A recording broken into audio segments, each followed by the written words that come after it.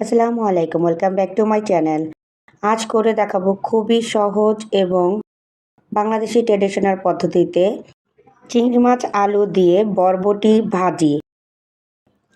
এই বরবটি ভাজি ভীষণই মজা, আলু পরোটা গরম গরম ভাতের সাথে খেতে। এই বরবটি আলু চিংড়ি মাছের ভাজাটি একবার খেলে বারবারই খেতে ইচ্ছা করবে ইনশাআল্লাহ। প্রথমে আমি একটি প্যান নিয়েছি, প্যানের মধ্যে দিয়ে দিয়েছি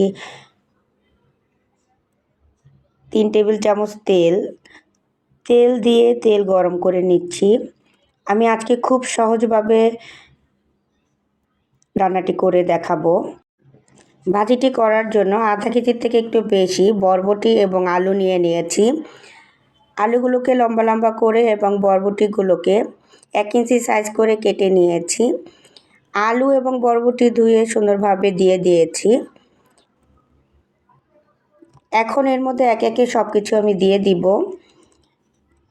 এই ভাজিটি করার জন্য আলাদা করে পেঁয়াজ আগে ভেজে নেওয়ার কোনো প্রয়োজন নেই। বরবটি আলুর সাথেই সব কিছু সুন্দরভাবে ভাজা হবে, আপনারা দেখে বুঝে নেবেন। এখন দিয়ে দিচ্ছি পেঁয়াজ কুচি। এখানে আমার 2টি পেঁয়াজ কুচি রয়েছে। সাথে দিয়ে দিব কাঁচামরিচ কুচি আমি এখানে 5 থেকে 6টি দিয়েছি। আপনারা আপনাদের ঝাল অনুসারে দিবেন, তবে যে কোনো ভাজিতে একটু ঝাল না হলে ভালো লাগে না। দিয়ে দিয়েছি ছোট চিংড়ি মাছ দিয়ে এর মধ্যে আমি দিয়ে দিব গুঁড়া মশলা।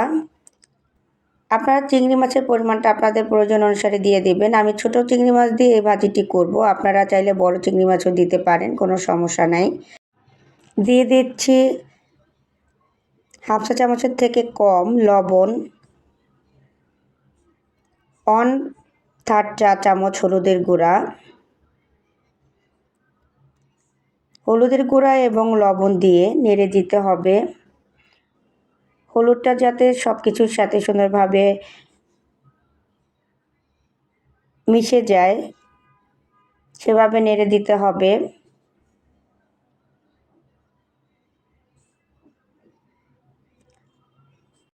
এই ভাজিটি করা খুবই সহজ, কিন্তু খেতে ভীষণই মজার।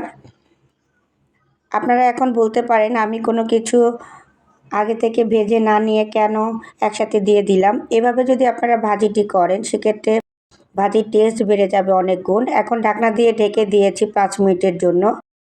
ঢাকনাটি তুলে নিয়েছি। আমি মাঝে একবার নেড়ে দিয়েছিলাম, যেহেতু এখানে কোনো পানি ব্যবহার করা যাবে না, তার জন্য লেগে যেতে পারে, তার জন্য একবার নেড়ে দিয়েছিলাম ঢাকনাটি উঠিয়ে।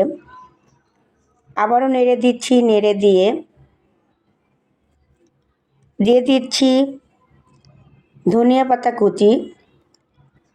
এই ভাজিতে যদি আপনারা ধনিয়া পাতা কুচি ব্যবহার করেন সেক্ষেত্রে এর টেস্ট বেড়ে যাবে অনেক গুণ। যদি হাতের কাছে ধনিয়া পাতা থাকে দিবেন, না থাকলে না দিলেও চলবে, এতে কোনো টেস্টের হেরফের হবে না।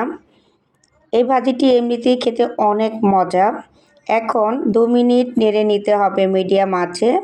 যখন তেলটা দেখা যাবে এবং সুন্দরভাবে ভাজা হবে তখন তুলে নিতে হবে। এই ভাজিটি আপনারা 6 থেকে 7 মিনিটের মধ্যে খুব সহজভাবে করে নিতে পারবেন। অনেক সময় হাতে সময় থাকে না এবং সকালবেলা ভাজি করার জন্য খুবই কম সময় পাওয়া যায়। আপনারা খুব সহজভাবে এভাবে চিংড়ি মাছ আলু দিয়ে যে কোনো ভাজি করে নিতে পারবেন। এরই সাথে আমার তৈরি হয়ে গেল খুবই সহজ এবং মজাদার বরবটি দিয়ে চিংড়ি মাছ আলুর ভাজি। এই ভাজিটি দেখতে যেমন সুন্দর, খেতেও ঠিক খুবই মজা। আপনারা বাসায় ট্রাই করবেন এবং চাইলে আমাকে জানাতে পারেন ভাজিটি কেমন হয়েছে। রেসিপিটি ভালো লাগলে লাইক, কমেন্ট, শেয়ার এবং আরও নতুন এবং আনকমন রেসিপি পেতে মাহাদি মাই মম ক্রিয়েশন চ্যানেলটি সাবস্ক্রাইব করবেন। সবাইকে আমার সাথে থাকার জন্য অসংখ্য ধন্যবাদ জানাচ্ছি।